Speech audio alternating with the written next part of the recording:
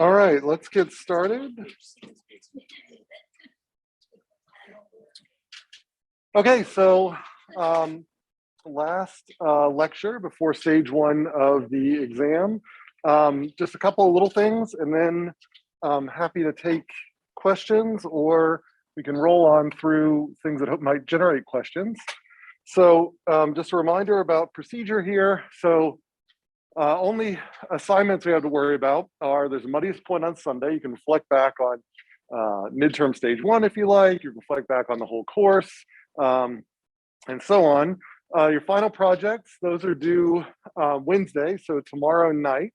And so the peer review assignments are made after all of them are in at 11:59 p.m. so that everyone's got Thursday, Friday, and Saturday to watch one video from another group and read one report from another group and then fill out those peer reviews. So that's the reason why the final projects are due kind of in the middle of the week, so people have time to do the peer reviews before the end of regulation, this last week here.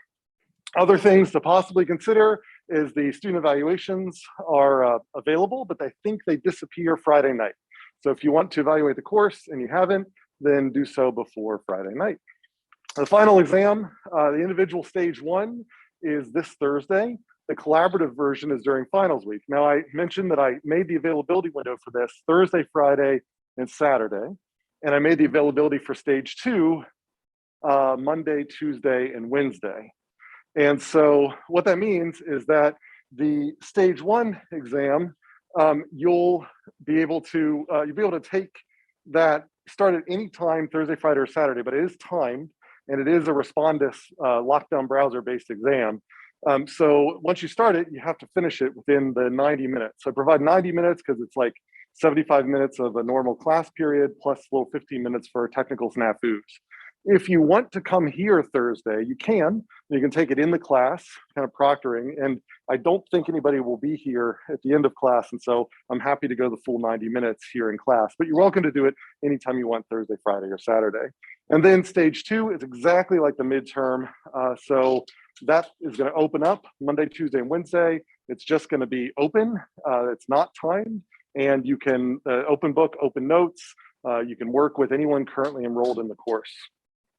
So it is comprehensive, but keep in mind that a lot of the stuff you've done after the midterm is just applications of stuff before the midterm. So we kind of got more into delays, but then after that, we went into like various case studies. We like looked at the SIR model, we looked at these, other sorts of models, trying to build complexity into your models. But in principle, most of the models that we talked about after the midterm, you could understand with knowledge from before the midterm. Also keep in mind that in order to shove stage one into a class period, it's the same length as the midterm.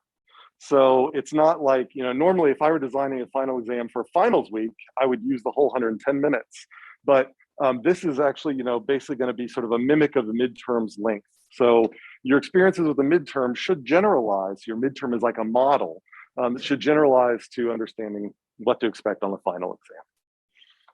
Okay, so maybe just a couple of things, just the reminders here. So again, two-stage. So on the stage one, you get one two-sided handwritten formula sheet, comprehensive, like I was just saying, but same length as midterm, like I was saying. And then the rest of what I've got kind of in this review is, if we want to go through this, I've just kind of picked out what I think are kind of the greatest hit slides from units E, F, and G to start with, all the post-midterm units, and then A, B, C, and D. And then that includes some of those practice exercises we had pre-midterm. So we can work through these. So I can start through these and you can say, oh, there's a question there, like, I want to, can you talk about chaos again or something like that? Or if you've got questions up front, I'm happy to take those questions. I can bring out a tablet, I can work problems or whatever. So it's kind of up to you. So that's basically it. So are there any general questions? Yeah. For the cumulative one through four to go on, is class going to be open Tuesday? Oh yeah, I will. I'll be here during the exam period, and it's on the Canvas calendar, and I keep saying before class I should look that up. It's an afternoon block. I think it starts sometime in the 3 o'clock period, but it's on the Canvas calendar when the actual time is there. So, so yes, if you'd like to come here to work in class, I will be here during finals week in the final exam period.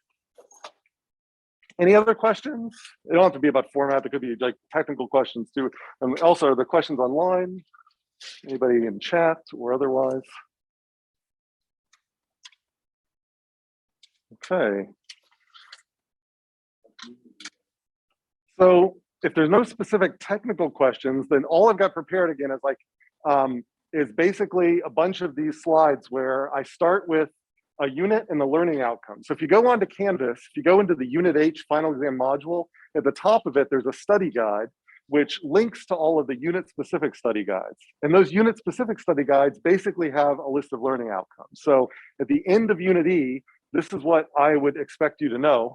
And so for most, these are, except for the things that are like Vensim specific, like I might show you a Vensim diagram or an InsightMaker diagram on the final exam and expect you to be able to interpret it. But it's the final exam isn't like a lab practical. Your final project is kind of like the practical. So I'm not going to ask you necessarily about like, where do you find the units in Vensim? So that might be listed as a learning outcome, but things that are like specific to how do you operate the program, I kind of assume are going to be assessed through your final project. So the final exam is focused on more of the kind of theoretical stuff, making sure that if somebody were to show you a stock and flow diagram, you would know what you're looking at. All right, so with that, again, I can just run through these, and if people have questions, you can feel free to raise a hand, or I can take questions now. Anything lingering? All right, well, if we cut to just after the midterm, we started out with this Unit E where we started to expand how we were making these more realistic models. And a big thing that we added was the delays. And so we'll kind of go through that. And then these lookup tables. So delays and lookup tables are kind of, a big thing. And then, the ability to use sliders and stuff like that. You should know that sliders exist for the final exam, but like how to turn on sliders in Vensim and all that, I won't be testing you on that. So if we go back and we think about that, like the lookup tables were kind of a big thing. So, they capture relationships when you don't really have a formula for them. So if you're like struggling with the formula, but if you know how to graph out the relationship you want, you just draw the graph in a lookup table. And so, we've been working with this fish example where there's this lookup table that represents the relationship between fish density and net regeneration rate. So hopefully by now, this idea that this graph is captured by a list of points, and those points are kind of connected together so that if the simulation needs to look for a density in between those points, it kind of uses the line to kind of connect those.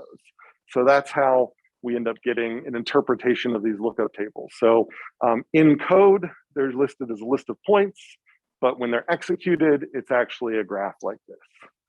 And so those are our lookup tables. So any questions about lookup tables?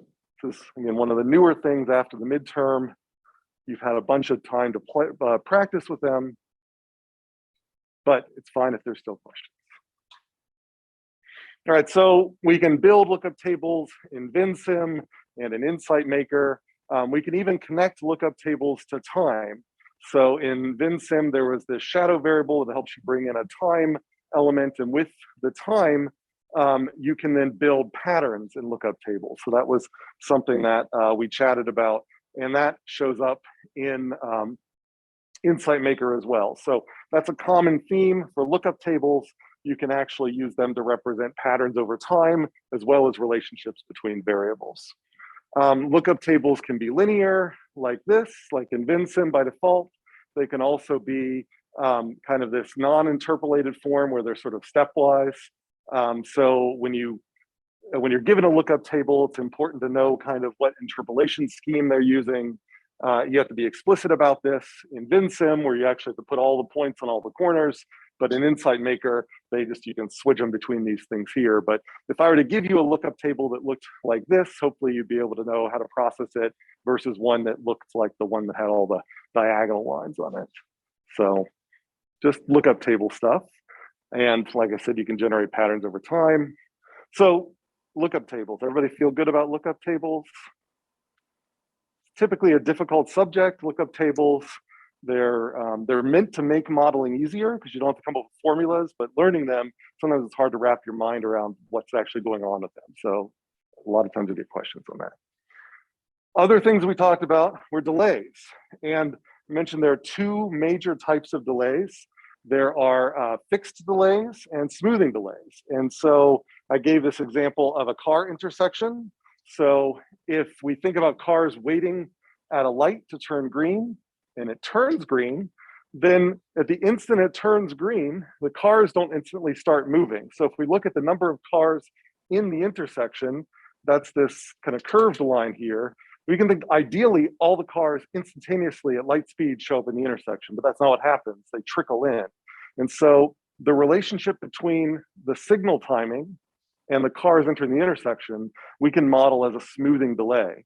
And so some intersections, some parts of town or whatever, people will be kind of more eager to launch into the intersection than others. And the kind of time constant there might represent how sluggish that intersection is. But then once they get in to the, through the intersection and onto the street block, and if they're traveling at a constant speed, then the number of cars at one point is going to be copied at a point a few seconds later because they're going to move kind of in formation. So if you know how many cars are at point A and you want to know how many cars are at point B, then you set up as a fixed delay. So whatever the simulation saw at point A here, 2 seconds later, it puts at point B over here. And that's the so-called fixed delay. So modeling things like transport delays. And so if I were to plot these two signals in Vensim or InsightMaker, the car's entering signal would have a pulse when they cross like the line into this block, and that would be like a pulse of cars entering here. And if it's empty after that, so it's like, say, one car just went through there, then if I want to see, well, exiting, cars leaving the intersection, then we're not going to see any cars leaving the intersection until whatever 10 seconds later. So it's an exact copy. So in a smoothing delay, the input is like the signal timing and the edge gets kind of chopped off. And so you actually get a change in what it looks like. In the fixed delay, the input looks exactly the same as the output, it's just shifted over. So we use these two types of delays to represent things that happen in these systems. And the higher order delays end up sort of giving you an in-between. So a second order smoothing delay has a little bit of an S shape to it as it starts looking more like this, where the edge, the rise happens later. And so a 20th order smoothing delay may as well be a fixed delay. Okay, so any questions about these delays, fixed delays and smoothing delays? So on a final exam, you might imagine I might ask you what types of delays would you expect for certain things? So I might say, like, give an example of a fixed delay, select an example of a fixed delay, or is this better modeled as a fixed delay or a smoothing delay? So here's some examples of fixed delays. So I've got like schooling behavior. So clusters of animals that don't spread out, they kind of move together like a big ball, like fish schooling, or age structure and populations. There were 20 kindergartners, and then a year later, there were 20 first graders, and a year later, there's 20 second graders, and so on.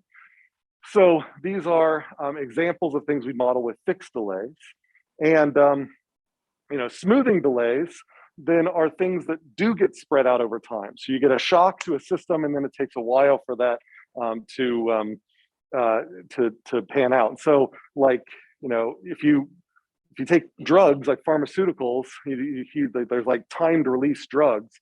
So you take them all at once, but they hit your stomach, but then they might actually be releasing. So if you take like a decongestant, that's a 12-hour decongestant, you take it at one instant, but it then doesn't, all of the decongestant doesn't hit your body all at once. It gets spread out over 12 hours. And it's the same idea here, is that, you can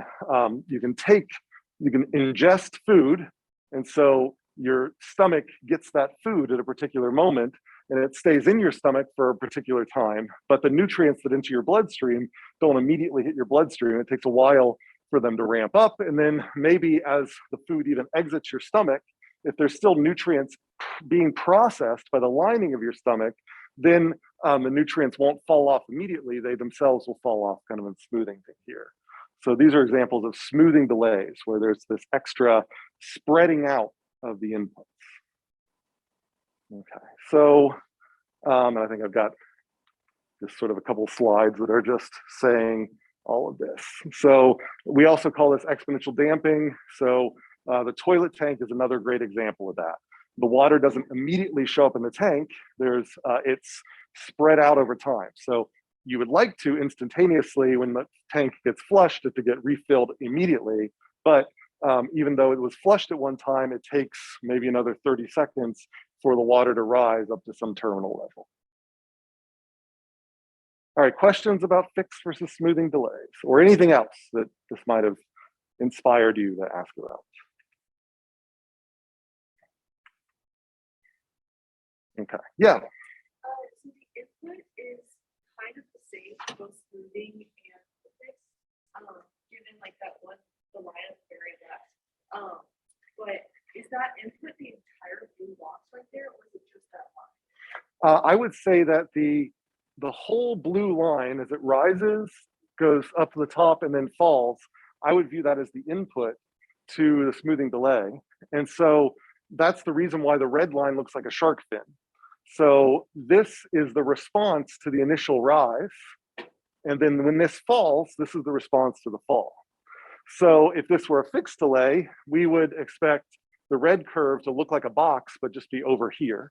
But because it's a smoothing delay, you do get an instantaneous response, but it's just very sluggish. And then likewise, it responds when the blue line falls, but it's a very sluggish response. Okay. Great question. Any other questions about delays?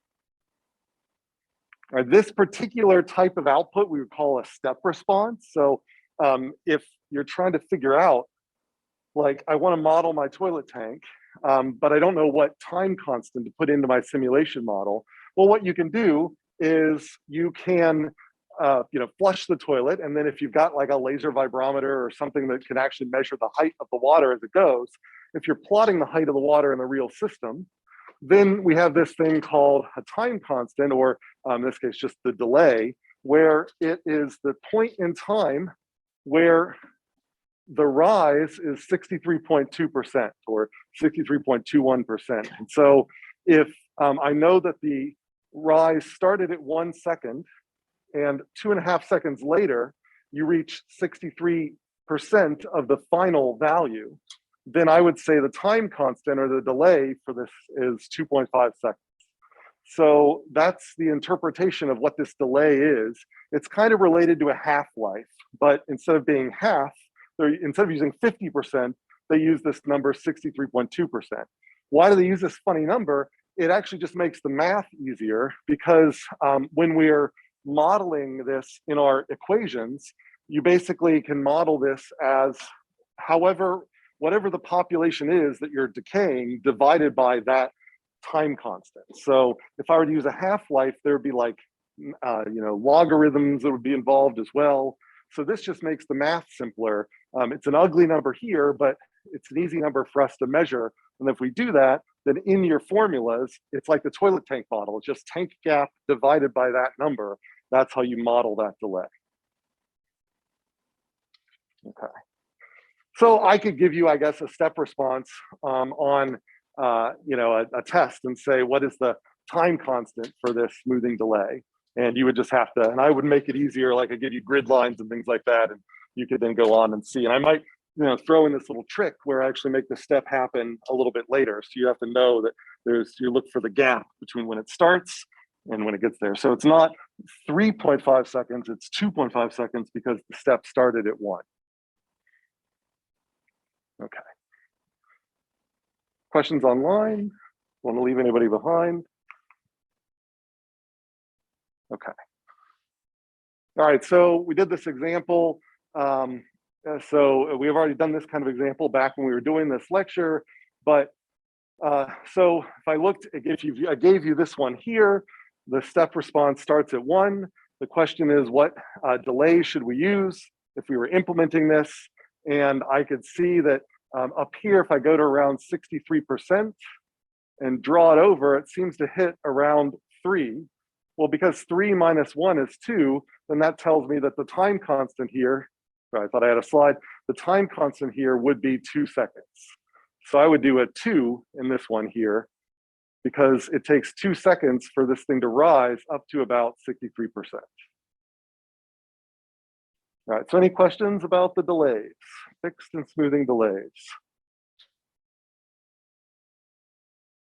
All right, so this is just more stuff about smoothing delays and interpretations of the smoothing delays, formulas we use for the smoothing delays, and so on. So I'll just step through these things, but and I only leave these slides in here because I just want to emphasize, once I get through the kind of these examples of smoothing delays. So Eric mentioned in his lecture that when you saturate the soil with water, when you do flood irrigation, that the heat capacity of the water is so much higher than the heat capacity of the dry soil and of the air, that although there's an immediate cool down effect due to some of the evaporation, it actually takes longer for the yard to cool down at night. And that's because all this heat gets loaded up into the yard. And then when the ambient temperature drops, the heat then gets dumped from the yard back into the ambient. So the ambient now can't cool down as quickly. And that heat capacity is a parameter representing one of these smoothing delays that we're talking about here. So if you want to buffer temperature, one of the things you can do to buffer temperature is to put a big reservoir of water there, because that water has such a high heat capacity that it's a lot harder to change the temperature of the water. It takes either a longer time or a lot more energy to change the temperature of water than it does to change the temperature of air. So it makes it more stubborn. And so that's an example where if we're looking at how might we use smoothing delays, we might want to model the effect of heat capacity. We might want to model the effect of extra mass if we're talking about mass or velocity acceleration. We might want to model things like bucket diameter. So the larger a bucket, the more water I put into the bucket as a trickle coming in, the slower the height will change. So these are all sort of examples of stubbornness. And then actually in social systems, we may not know the physical mechanisms underlying why someone's more stubborn to social change than someone else, but we happen to know that maybe one group of people, one demographic, are less likely to be motivated to change their behaviors than others. And we can modify the time it takes for them to change, or model the time it takes for them to change their behaviors using a smoothing delay with a very long delay. So that some of them might change their behaviors immediately, but for the majority of them, 63.2% of them, it's going to take this delay period to change. Whereas in another population, they might change almost immediately. So then that delay is going to be a lot shorter. So we model kind of stubbornness with smoothing delays. So examples of things we can model with smoothing delays. All right, so, and then I bring in again the toilet tank model and inertia and all that sort of stuff. So questions about fixed and smoothing delays? Delayed questions about fixed and smoothing delays. All right, so it's been said that almost any dynamical system can be modeled with like a set of linear equations, like really simple kind of equations without squares or whatever, and delays. And so knowing about delays, like a lot of like very sophisticated math to model things, if you just incorporate delay instead, actually makes the math a lot easier. So delays add so much richness to systems that's the reason why we need to know about delays, because so many systems are best modeled by simple math and delays as opposed to no delays and complex math. All right, so then after that was pretty much, after we got through lookup tables and delays, we didn't really learn anything new about system dynamics modeling. At that point, it was all just kind of examples and learning how to form these formulas, how to spot these common patterns, and so on. So, and so like the SIR model was sort of our kind of first example of that. And so this is a very basic model that you probably have seen in some other classes, where it uses 3 stocks to represent how many people are distributed across kind of sickness states in a population. I heard somebody unmute. Is there a question? Sorry. Oh, no problem. Okay, so so in this SIR model, our big question is how to form these formulas. And so the infected population will recover the back end of this. It really looks just like our bacterial death model. So we just have to think about what's the average amount of time it takes for someone who's sick to get well again. And that's the same thing as saying, what's the average lifetime of a bacteria? So if you know how many people are sick, it's just like knowing how many bacteria are alive. And you can then divide that by the time it takes for them to get well.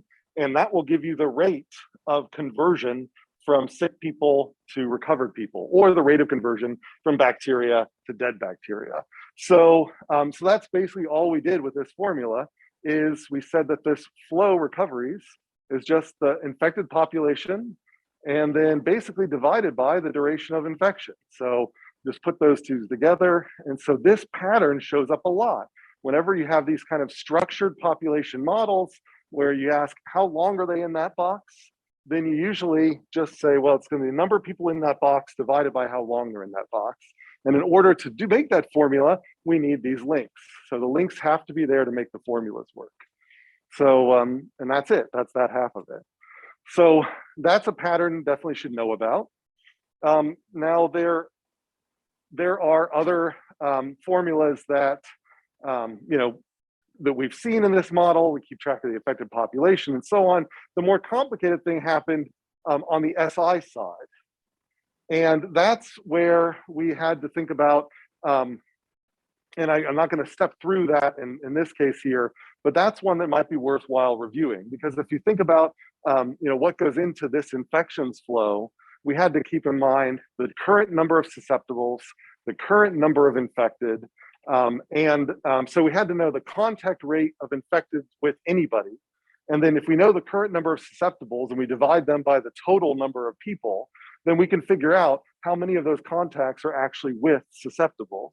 And from there, we can end up, if we know the infectivity, how many of those contacts actually transmit disease, we can figure out this flow. So this is a much more complex formula that we go over back in this lecture. If you feel comfortable forming this formula on your own, then you're going to be in really good shape. Okay, so any questions about this diagram before I go in and show our application of when we added this contact avoidance loop? All right, so hopefully, like in your final projects, you probably think a lot of you have 2 or 3 stocks. So you're approaching this sort of level of complexity. And some of the formulas you get may be kind of getting to sort of this level of complexity as well. Okay. All right, so in this example, we also added this embellishment, a lookup table, where based on the number of people infected, then we modeled a quarantine policy going into effect that would reduce the total contacts per day. And they use this to talk about different scenarios. No quarantine, quarantine at 1,000 people, so that's 10% of the population in this model, or quarantine at 2,000 people, or 20% of the population in this model. And so when you looked at those things here, then they said that if you never quarantine, you get an infectious peak that's pretty high, but it dies down pretty quickly. If you quarantine at 20% of the population infections, then the infection peak, it cuts off, but it goes on a little longer. If you quarantine at only 10% of the population, that's the most aggressive quarantine policy, then the infection peak doesn't get very high, but it lasts very long. And this was significant because if you look at the number who are actually get the disease across these 3 quarantine policies, there's not much of a difference. But if you look back at these infection peaks, if you consider there's like a hospital capacity that's like, say, here, then infection peak 2 and 1 are above this maximum hospital capacity, whereas 3 stays below it the whole time. And so what these dynamics show us is that whereas a mathematical model often focuses only on the steady state, what happens at time infinity. And it, if we think about like after the epidemic, almost everybody has the disease regardless of what the quarantine policy was. But what the simulation lets us do is look about the transients during the epidemic. And during the epidemic, it allows us to see that the infection peak can actually overwhelm a hospital system, or if it's kept low enough, it can be handled by the hospital system without any problems. And so this kind of simulation shows us that the value of quarantining isn't reducing the spread of disease, it's managing the spread of disease so that those who get the disease can get the care they need to survive it. So that's something that we kind of learned through this SIR model. It's not about minimizing the extent, it's about minimizing the kind of cost during the transit. All right, so any questions about the SIR model? Questions online? Questions about anything else that's come up? I don't want this to just be a boring review. Yeah. Are we able to have like the paper on like Yeah. Yeah, no problem. Stage 1 of the exam, you get 1 sheet, double-sided, hand-produced, well, self-produced. So I don't want you to photocopy anything. If you want to type it or whatever you'd like digitally, that's fine. But I don't want you to like take copies out of Moorcroft or anything like that. So I want you to force yourself to either hand write it or hand type it or hand draw it. But yeah, you get 1, same as the midterm, 1 double-sided. Any other questions that have come up? All right, so we talked a lot about S-shaped growth. It's generically, we've seen it all throughout. The fish models where we kind of started talking about this. We talked about how you can reformulate the fish model in this funny little way where we imagine these potential fish being kind of a stock and the actual fish being another stock. And the birth process is like a conversion process of turning a potential fish into an actual fish. And this seems a little silly, but by creating these potential stocks, so they don't actually exist, but we can keep track of them, then it allows us to better see these S-shaped growth patterns here, where you've got a reinforcing loop, where the more fish you get, later, the more fish you get, because fish produce more fish. This is like the exponential growth pressure. But then you also see the logistic side of it, where as you get more and more fish, there's less fish left to be born. And so that's where you see this balancing side come into play. So even though these don't exist in reality, by definition, they're potential fish, this is a way of sort of modeling the remaining capacity in the limited resource so that we better capture these two things. And that was done in this BASS model. So this kind of relates to this SIR model, and it's kind of, I've just borrowed some of these slides here. But in the BASS model of innovation diffusion, that's basically what they did here as well. And it might make even more sense here than it does in the fish model, but it's the same thing.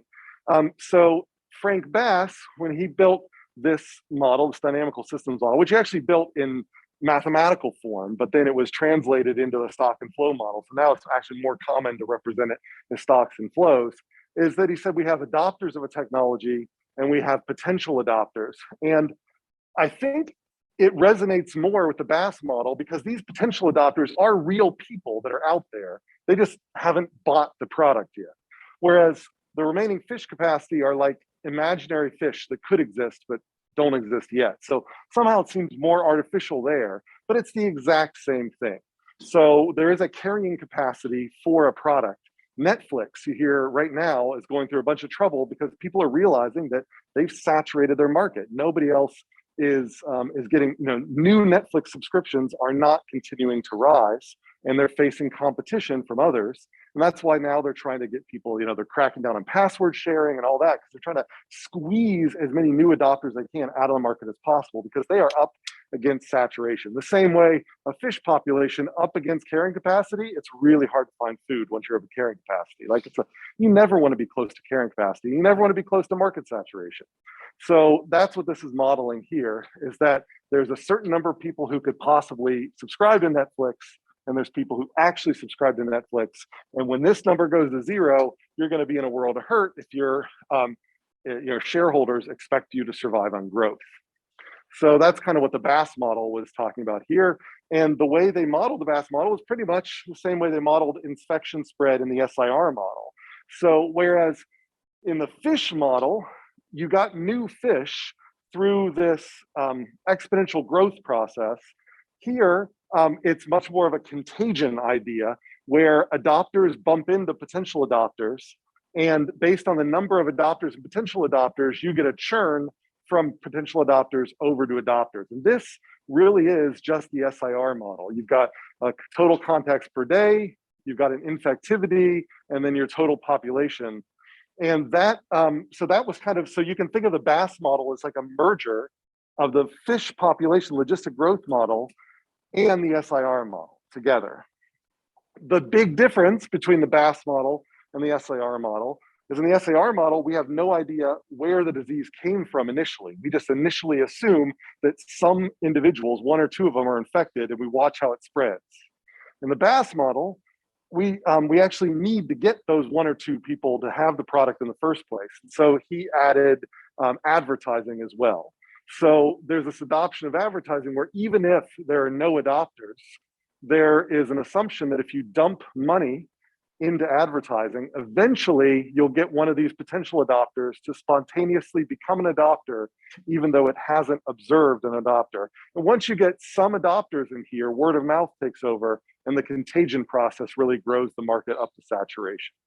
That's the idea behind this Bass model. So any questions about the Bass model and how it works? Yeah. Or anything else? Yeah. I was a little confused with how, is that different from carrying capacity?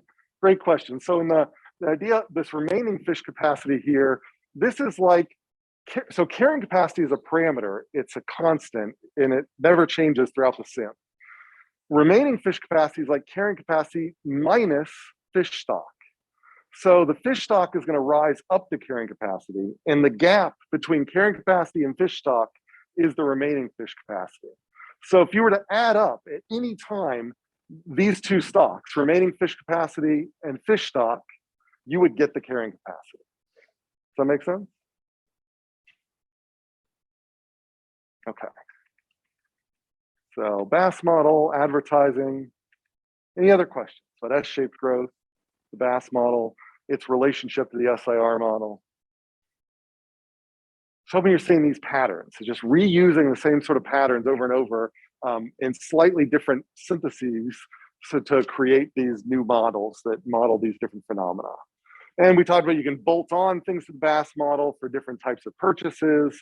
You can have, we talked about the durable goods and discard and all those sorts of things. And so those are sort of some things we talked about a little bit back then too, which are just, again, modifications of the basic Bass model. All right, so that's all of Unit E. Any questions over that? It's like, epidemic dynamics and S-shaped growth. All right, so then after, any questions online? All right, so after Unit E, we went into Unit F, our sort of last book unit, and we just went through a number of different chapters which gave case studies of dynamical systems models for different phenomena, public policies, etc. And so it's talked with modeling an oil industry, how you can model things at different granularity. So that was kind of the big thing I wanted you to take out of this, is that you might model OPEC at fine granularity. So fine grain, we've got Saudi Arabia and the handful of others who are in OPEC. But then everybody else, even though there could be thousands of players, but they all are sort of, no individual there has a disproportionate share of influence on the market. So we just bundle them together, just the way we bundle like everybody who's susceptible, everybody who's infectious, everybody who's recovered, just kind of together. So we had kind of a coarse-grained model of the individual investors and a fine-grained model of OPEC, and we blended them together in this oil model. And so for the coarse-grained model of the market, we just used, you know, a balancing loop with delay to set the price. And so we know that balancing loops with delays can generate oscillations. We know that there are oscillations in markets. So we said that the independents, just generic independents out there, they produce oil, and the oil that they produce goes into quantity supplied, and the quantity demanded, the interaction between supplied and demanded, gives you a price. That price comes back to the independents. If that price is higher than they're expecting or lower than they're expecting, they'll adjust their production, and you get a little balancing feedback loop. The other half of that was the fine-grained model, where we added on these special players who do have a disproportionate share or control over the market. And we talked about the swing producers and so on. So we talked about, you know, you've got Saudi Arabia, you got everybody else, and they basically can dump as much oil as they want onto the market, can pull as much oil as they want off the market, so that they have sole control over the price. And that's what was simulated here. When you combine those two things together, you get all sorts of interesting complex dynamics, which match a lot of the dynamics we see in, you know, the real system of looking at oil prices over hundreds of years. So that's just a reminder that we did talk about that. I'm not going to ask you about specific equations, you know, how is swing producer represented mathematically, but I do think it's a good case study to kind of remember this idea that you can wrap up kind of coarse-grained models of small players coupled with fine-grained models of big players to create these interesting dynamics. So that's kind of the important thing to remember. So any questions about this example? How it worked? Okay. Questions online? Questions about anything? Again, they'll want this just to be a boring review. If there's better things for me to talk about, I'm happy to talk about them or answer questions about them. Okay. Talking about public sector applications. So this was, you know, the how do we model a city? Sort of this was an example of forming a dynamic hypothesis of what you think drives a city, choosing stocks and flows to build in your model, putting them together with a coordinating network consistent with your hypothesis so that you can run your simulation and generate predicted outcomes if your dynamic hypothesis are true. And if those predicted outcomes don't look like the real life, then maybe your hypothesis was wrong. If those do match real life, then maybe you've got a surrogate that you can play with to learn about real life. And that's what we did here with this model of kind of a city growth here. Because it was a model of growth, then the idea here is we had to have a major growth engine. It was limited by land. It was limited by the aging of infrastructure, which also coupled into the land limit. And then it was also limited by city attractiveness. And so so you had to model the workforce as well as the infrastructure.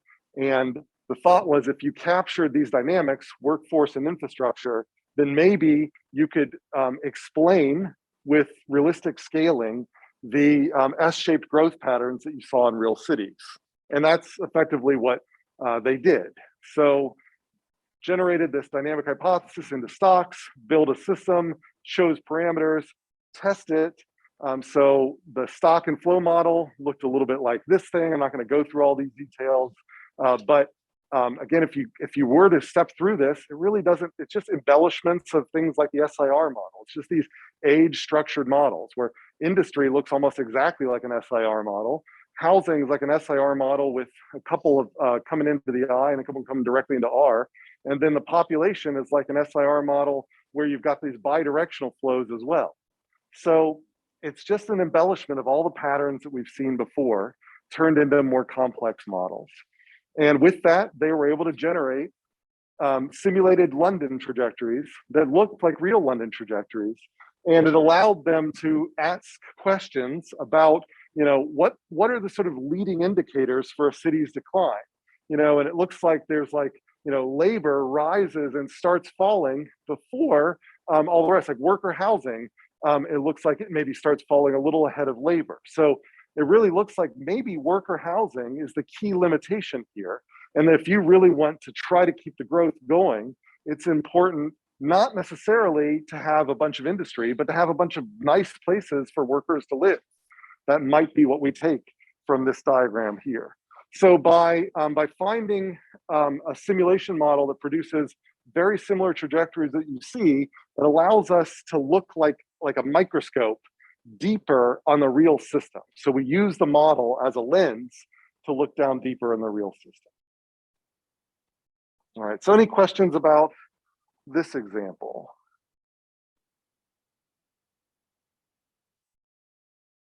Okay. We talked about that with the fishery example. This is where we got into tipping points and so on. So, a tipping point, I gave this example of a refrigerator. Refrigerators, it's a rectangle. It should be in one of the two stable configurations for a rectangle. So a rectangle can be sitting on its short end or it can be sitting on its long end. If it's operating correctly, it's sitting on its short end.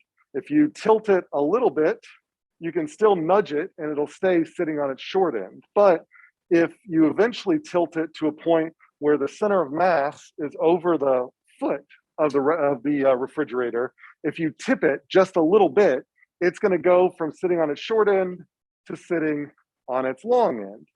And it's still technically stable in this configuration. It's not going to move in this configuration. But if you were to restore its angle back to the original one, it's going to stay in the wrong configuration.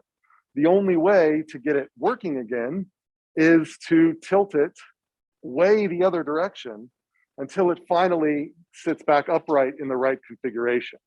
So we refer to this as a tipping point because it is a point at which it's a parameter. It's like the angle of this. It's a parameter that if you go beyond that parameter, that tipping point, your system's dynamics fundamentally change, where your system might have two states. It might have a stable state and like an extinction state. And if and we want it to be in the sort of like sustainable state, but if we push it too far, it might get into the sort of unsustainable state. And the only way to go back to the sustainable state is by taking drastic action. And it might actually be impossible to go back. So we gave this example from the fishery, and it all came out of this net regeneration rate curve. And the idea here was that you can have a fish stock which sits at carrying capacity. You introduce some boats, and as you introduce boats, they start catching fish, causing the number of fish in the fishery to go down, which causes their regeneration rate to go up, which causes them to balance out. So you reach a sustainable outcome. So that's something you should know. What represents sustainability in these dynamical systems models? Well, generally, the things that represent sustainability are a variable staying constant, like the fish stock, or inflows and outflows balancing. So if there are two forces, one that's causing a system to want to change in one direction, another causing a system to want to change in another direction, they come to balance, that is a sign of sustainability, balance. And so this system has the benefit that as you increase the number of ships, as the number of fish decrease, their regeneration rate increases, which causes the fish to always bring the system back into balance. So we're taking more fish out, and the remaining few fish in the fishery are giving us more fish back per year, and that brings things into balance. That's a sustainable outcome.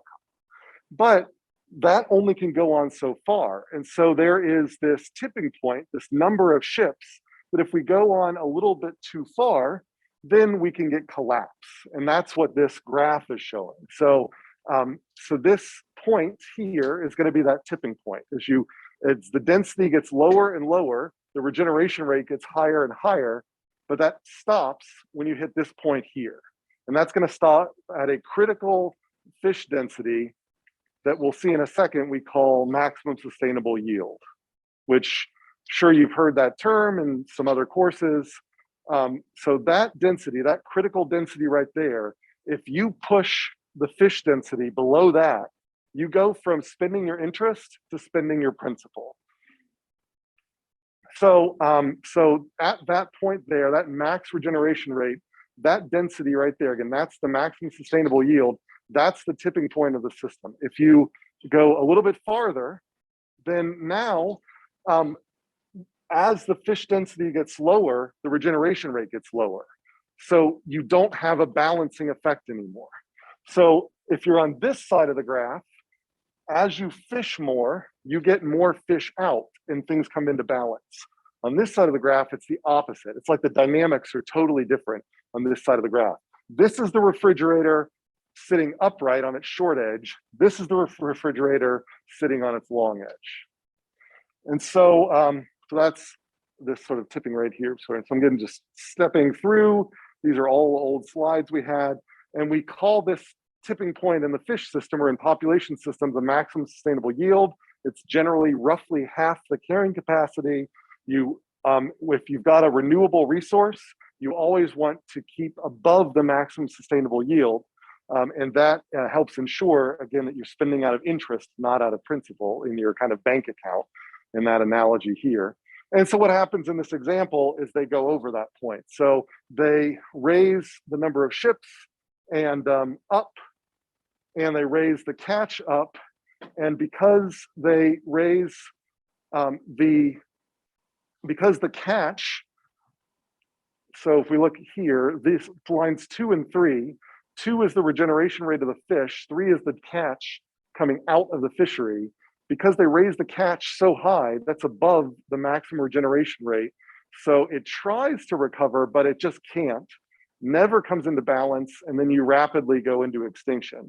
And because we're on the wrong side of the net regeneration curve, even when you lower the number of ships back to a level that was once sustainable and the catch back to a level that was once sustainable, the system continues to extinction because it's not in that special part. It's on the wrong side of the regeneration curve. It's like a totally different dynamical system. It's the refrigerator sitting on its long edge instead of its short edge. And so the only thing you really can do is totally back off and stop fishing at all and wait for the natural processes to set this thing upright again, if that's even possible to do. So that's the reason kind of we talk about these sort of tipping points examples here. So again, just borrowing slides from that, the system reached a tipping point, and this is all the stuff I said before. Tipping points are particularly bad when they're irreversible. So the refrigerator example, although you should never tip refrigerator on its side because it kind of screws up the coolant, and then you have to set it like upright, you have to let it sit there for like 48 hours, but it'll be okay. It happens. If you tip a wine glass over, you spill out all the wine, you're never getting that wine back in the wine glass. So a bunch of tipping points are totally irreversible. There's no way to just set them over, you know, with a drastic change and fix everything. And so the worry is that there's a bunch of these tipping points all over the planet. You know, if you melt all the ice in the ice caps, you might be able to freeze the earth again, but you may not get those ice caps back, you know? So they're a resource that once that principle's gone, there's no way to easily bring it back. So that's an example of these irreversible tipping points. So we have the bad tipping points, like in terms of climate change. There's interesting tipping points that aren't necessarily good or bad, like political instability. So when we're talking about social scientists, when they're thinking about what goes on in different nation states, then they're interested in tipping points too. So how much abuse will a group of people take before they decide to rebel? And if they've reached the tipping point, even if you start showering them with gifts afterwards, if you've pushed them beyond that point, you're not going to stop the rebellion. And then they will overthrow the government, even if the government magically goes back and gives them everything that they said they wanted. So that's an example of a tipping point in social systems. There can be good tipping points as well. You can advertise particular behaviors that are maybe, you know, have positive outcomes, like recycling or something like that. And you don't have to advertise forever, because once you change people's opinions, then you can back off your advertising dollars, and people will now, even though you're not telling them they should recycle, they've now have believe in recycling. And so they've crossed a tipping point where now they're at a new equilibrium where they'll recycle on their own without anybody telling you to do so. So there are bad tipping points, there are interesting tipping points, and there are good tipping points. So the dynamical systems theory behind it is all the same, but what we're actually studying kind of varies by context. All right, and there are other examples here too. So any questions about tipping points? I kind of had a question Yeah, there's a question online. about maximum sustainable yield. I remember you saying something about how it's usually measured in terms of the y-axis, but it's actually a measure of the x-axis, I believe. Yeah, so there's a question. The question online is about maximum sustainable yield, and it can be a little confusing in that it sounds like something that would be measured. I'll go to this graph maybe here. It sounds like something that should be measured. It says, because it sounds like yield, like it should be something that's measured in terms of what's on the y-axis, like the actual maximum regeneration rate. But although maximum sustainable yield is associated with the population level that provides the maximum regeneration rate, formally speaking, the term MSY, maximum sustainable yield, corresponds to the actual population level. So I meant to go to, sorry, I lost my mouse.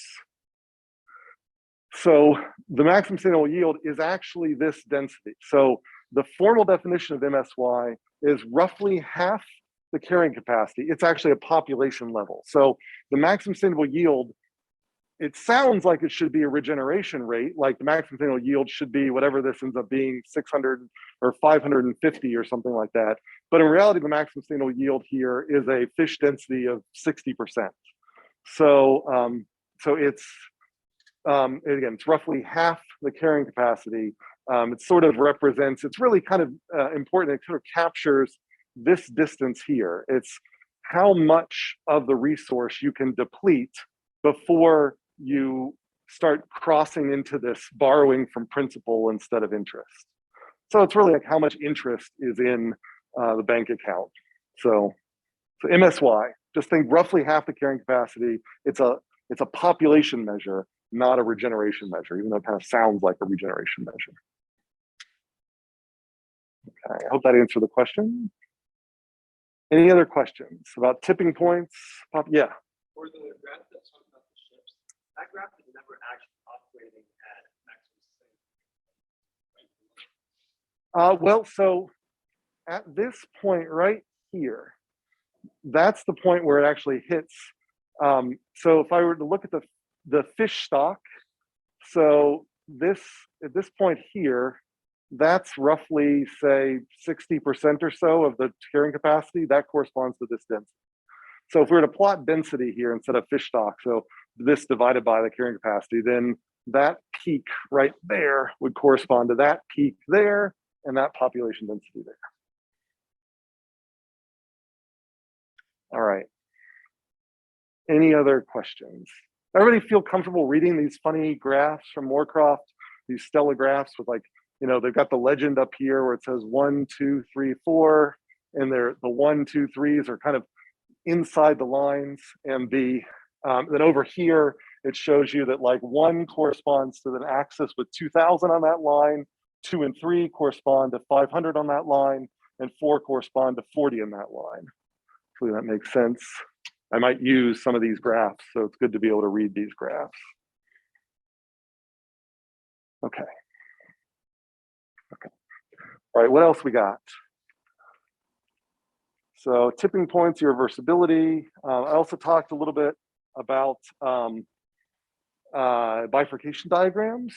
So I didn't talk a lot about this, so wouldn't expect a lot of questions about bifurcation diagrams. But the idea here is we'd like to summarize for all possible harvest rates, what are the kind of outcomes, sustainable and unsustainable. And so the idea here was that this net regeneration curve here tells me that for any given harvest rate, that's what's on the x-axis here, if I can find the balancing net regeneration rate, And for a curve like this that's hump shaped, there will be two net regeneration rates that bring the system perfectly into balance. So if the fish density was either this density or this density exactly, and the harvest rate was held exactly at this level, then the system would sit there stably. It would sit, the fish population would not change. Things would be in balance.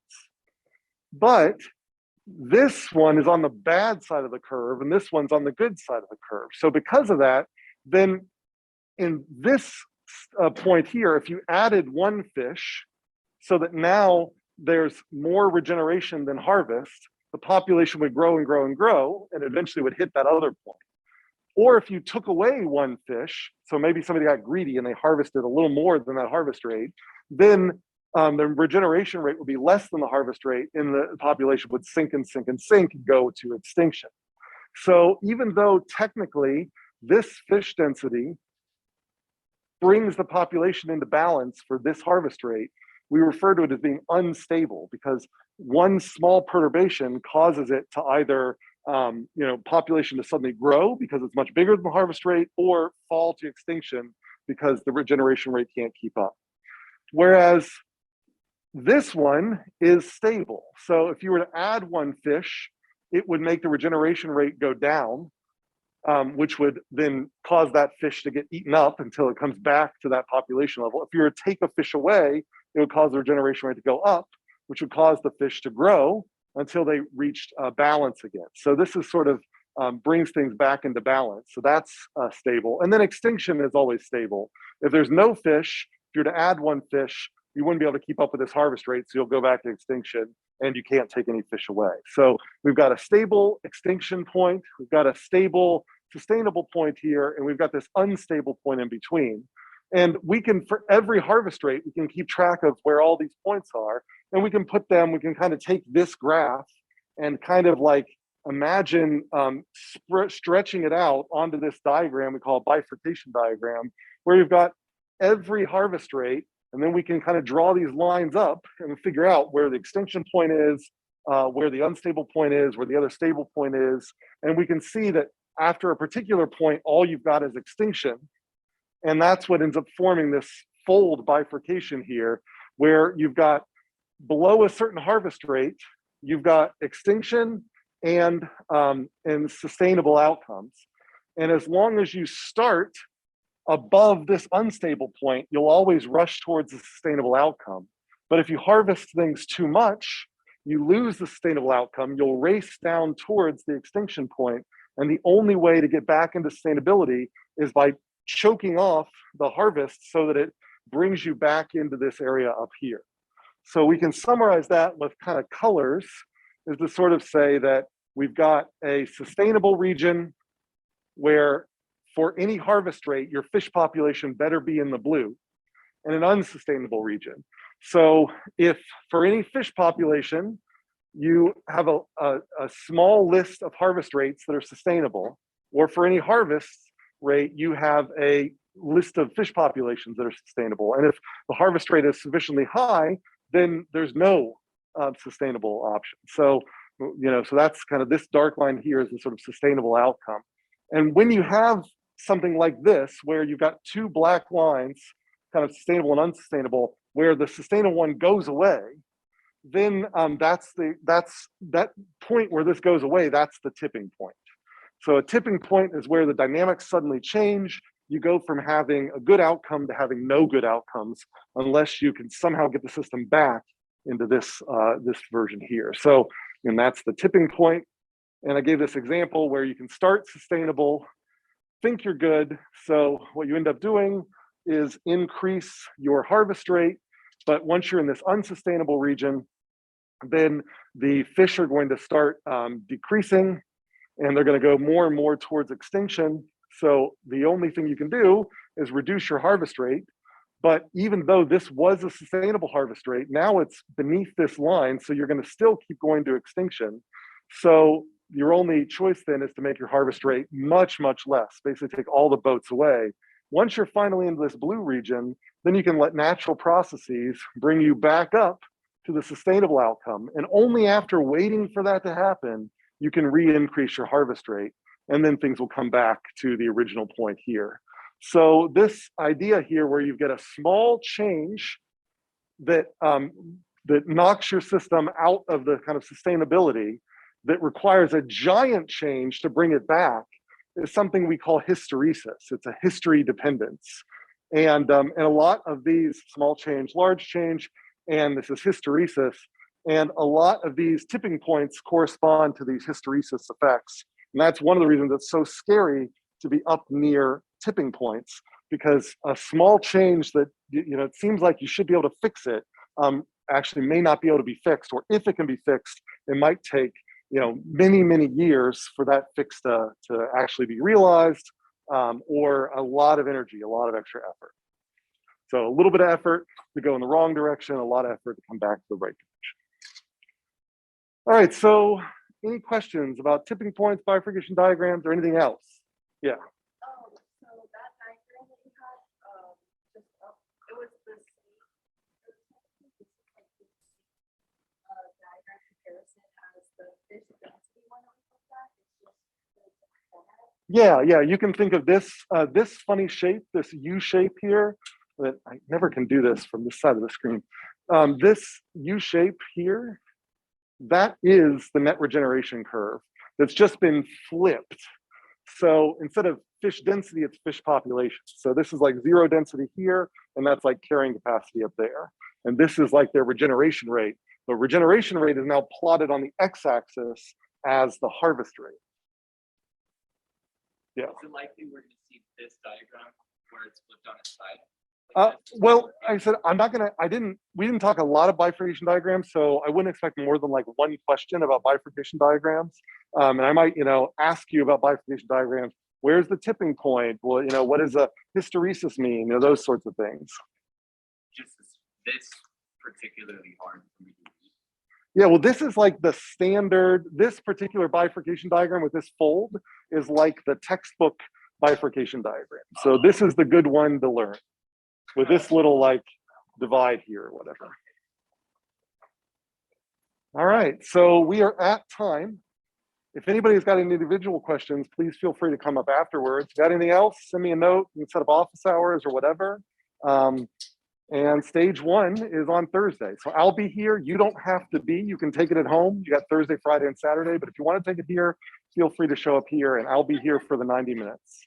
Unless nobody shows up, and then I'll leave. Let me go ahead and, are there any extra questions online? If not, I've got a question in class, and I'm going to go ahead and close the room, or at least stop the recording. But if I do,